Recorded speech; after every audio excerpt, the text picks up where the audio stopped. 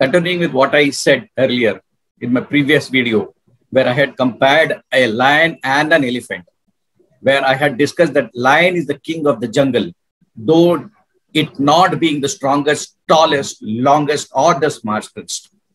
Today, let me share an interesting anecdote relating a similar example with a living legend who was not the tallest, nor the strongest, nor the longest person, yet he made a mark and commanded respect among his contemporaries and the opposition. Just by mere taking his name brings respects towards him and the profession that he was in for 16 long years. And he continues to contribute his bit for the game even today.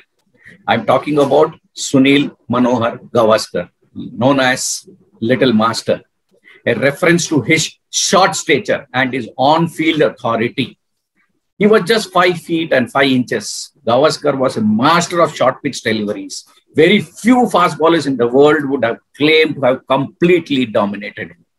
From an entire generation of cricket lovers like me, Gavaskar stood like a colossus. He was the very definition of the batsman.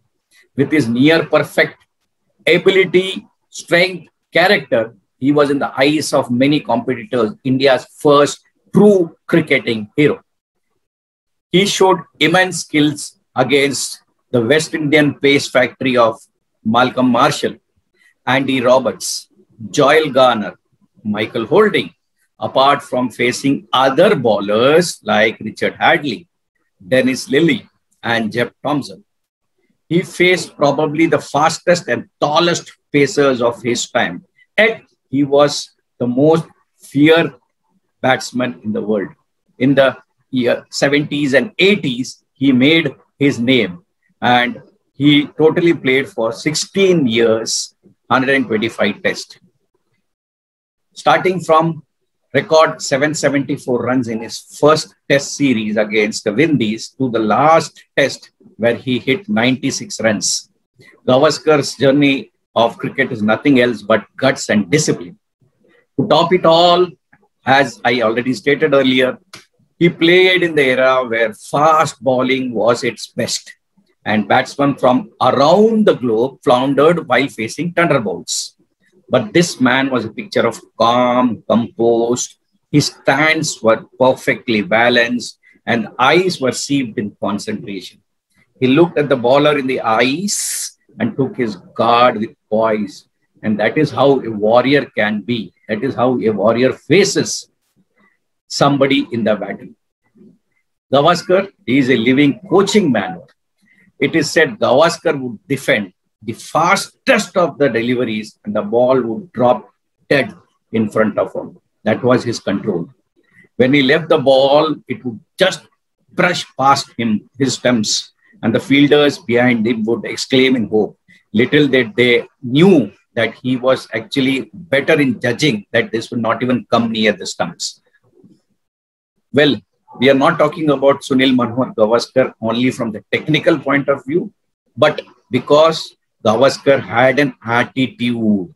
His anger and the unflinching determination to go on is what defines him. It was something that was evident from his early days and would go on to become script in the cricketing history. Even the most skillful bowlers found it very difficult to get him around. The best thing about him was the fastest bowlers of his era he faced without wearing an helmet. Today, it is absolutely impossible to think about people not wearing headgear. So in an interview with ESPN Cricinfo, Michael Holding said, players like Sunil Gavaskar and Sir Vivian Richards are very, very adept in facing these bowlers. They didn't feel the need to wear helmets because they were good enough not to get hit. That is what Gavaskar is. He commanded a lot of respect and that earned him the name of Little Master. Milind Rege, in one of his meetings, said when Gavaskar walked in one of the conferences, Sir Vivian Richards Desmond Haynes and Malcolm Marshall all stood up and said, "Here comes the master," maybe signaling the herald of the new name that little master has arrived. If the member of such team were captivated by the aura, what more can one say? After his retirement, one thing which stood out for him was during the 92-93 Mumbai riots, he actually went on to save a family from a rampaging mob at the risk of even losing his own life. During the riots, the entire city was under fire and the situation was very, very tense. Somebody passed on information that a family is going to pass through their locality and people are waiting to hit them. Gavaskar immediately sprang on his feet, called Eknath Solkar, who was also in that same building, and without realizing any repercussion, they both, along with a few other people, went and stopped the mob. They pleaded mercy on seeing Gavaskar standing in front of them, who has faced so many deliveries against the fast bowlers and who has played for India national cricket. The mob actually left. So that was the guts which he displayed and saved an entire family. So this is hardly known outside, but his son, Rohan Gavaskar, also had acknowledged this. Yes, my dad stood in front of others and said, if you want to hit them, first hit me, then you can go about hitting them. Also, when we are talking about attitude, in one of the cricket matches in 1983, Malcolm Marshall's ball hit him so badly that his bat flew off his hands and he went on to get out afterwards. India went on to lose the match. The next match, Gavaskar comes in, cracks the first ball for a 4 and then subsequently for a 6. So 10 runs and 2 balls, and he releases the pressure not only of his, but of his entire teammates. So that attitude changed life for him and life for him. Yes, fast bowlers of West Indian era can be faced. Possible only.